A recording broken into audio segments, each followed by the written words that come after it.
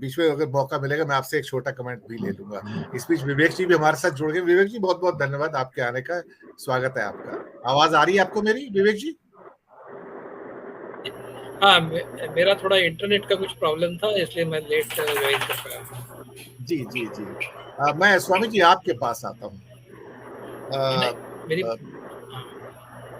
जी आपकी हाँ, आवाज आ बताइए। रही है जी। मैं स्वामी जी के पास आता हूँ, अखिल स्वामी जी के पास। स्वामी जी, जो कर्नाटक में इस समय जो चल रहा है, जहाँ जिस किस्म के जो इल्जामात लगाए जा रहे हैं प्रधानमंत्री के द्वारा विपक्ष एज आतंकवादी का सपोर्ट करते हैं और ये आतंकवादी हैं, ये बड़ा अजीब सा लगता है। और बजरंगबली के साथ चलते हैं, ये इतना blatant miss use of religion जो है, उसको चुनाव आयोग वो तो बोनलेस है, उसकी तो रीढ़ की हड्डी नहीं है। मैं तो कहता हूँ वो संज्ञान नहीं ले सकता इस बात का कि कितना बड़ा वॉल्यूशन हो रहा है, और उनको डिस्क्वालीफाई भी नहीं करता है। वो प्रधानमंत्री जो कहता है कि बटन दबाओ और जय बजरंगबली बोलो, ऐसा होता है क्या? मैंने पिछले आजादी के बाद ऐसा कभी नहीं देखा, जो भी मेरी उम्र है। I have never seen sir such A appeal by the prime minister. सत्ता की लोभ इस सीमा तक आ सकता है कि आप किसी भी सीमा तक जा सकते हो उसके लिए। स्वामी जी, देखिए दिनेश जी, आपको याद होगा कि राहुल गांधी ने कश्मीर में भाषण देते समय ये कहा था कि जब वो पदयात्रा में निकले थे, कुछ महिलाएं उनसे मिली थी और उन्होंने कहा था कि उनके परिवार के ही कुछ सदस्यों ने उनके साथ दुर्व्यवहार किया था, लेकिन उन्होंने कहा था कि ये पुलिस में जानकारी मत दीजिएगा क्योंकि हमारी बदनामी होगी।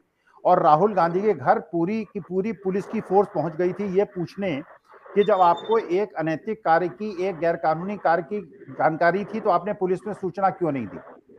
अब ये प्रधानमंत्री महोदय से ये प्रश्न पूछना चाहिए कि अगर आपको जानकारी है कि देश के सारे विपक्षी दल जो हैं वो उग्रवादियों के समर्थक हैं, तो ये सूचना अगर आपके पास है और आपके गृह मंत्री भी गुजरात के रहने वाले हैं, आप भी गुजरात के रहने वाले हैं, तो अभी तक आपने इसकी जानकारी पुलिस को क्यों नहीं दी और ये आपने गैर कानूनी लोगों का साथ क्यों दिया। देखिए प्रश्न ये उठता है कि जो यार्डस्टिक आपका राहुल गांधी के लिए, वही यार्डस्टिक प्रधानमंत्री और गृह मंत्री के लिए होना चाहिए। अगर देश के सारे कांग्रेसी राष्ट्र विरोधी हैं तो ये जो अभी बहुत दिन पहले कांग्रेस के बहुत सारे लोग बीजेपी में आए हैं, तो क्या इन्होंने उग्रवादियों से संबंध रखने वाले कांग्रेसियों को बीजेपी में शामिल किया है? क्या असम के जो चीफ मिनिस्टर हैं, जो पहले कांग्रेस में बहुत साल रहे हैं और असम में आज बीजेपी के चीफ मिनिस्टर हैं, क्या इनके भी उग्रवादियों से संबंध थे? नॉर्थ ईस्ट में जितने भी चीफ मिनिस्टर हैं ज्यादातर कांग्रेस से आए हुए हैं। अगर कांग्रेस के संबंध उग्रवादियों से थे तो इनको आपने चीफ मिनिस्टर क्यों बनाया? आपने सिंधिया साहब को बीजेपी में क्यों लिया? उनको केंद्रीय मंत्रिमंडल में क्यों लिया?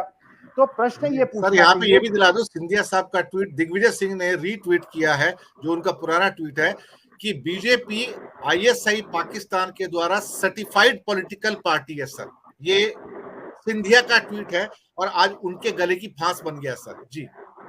अच्छा, दूसरी बात, जो ये बजरंग दल पे बैन लगाने की बात कांग्रेस ने मैनिफेस्टो में कही, ये कहा कि ये उग्रवादी संगठन है। अभी तक तो हमको डाउट था कि ये उग्रवादी है या नहीं, लेकिन 2 दिन के अंदर बजरंग दल ने ये सिद्ध कर दिया कि वो उग्रवादी और शरारती तत्व है।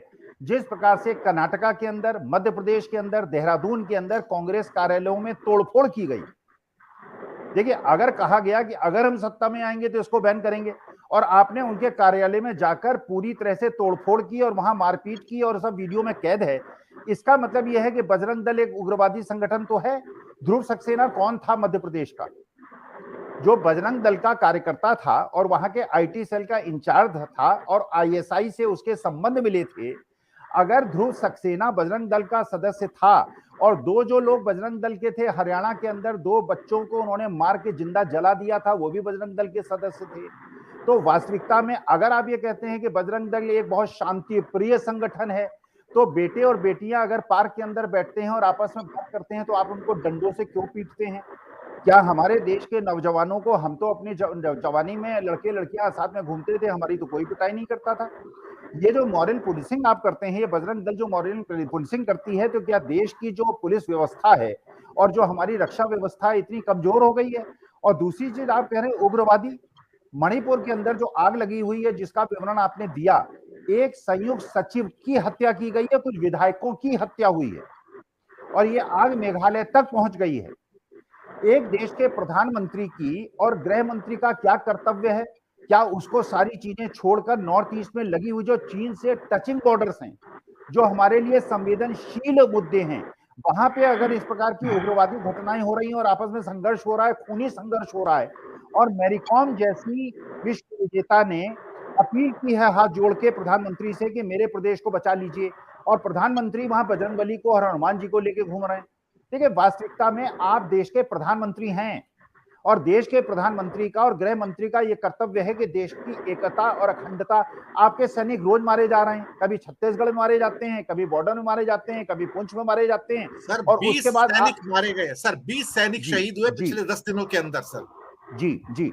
अगर हमें ये नहीं, देखिए मैं एक देश का साधारण नागरिक हूं, क्या मुझे ये जानने का अधिकार नहीं है कि किरण भाई पटेल को Z+ सिक्योरिटी किसकी संस्तुति में मिली?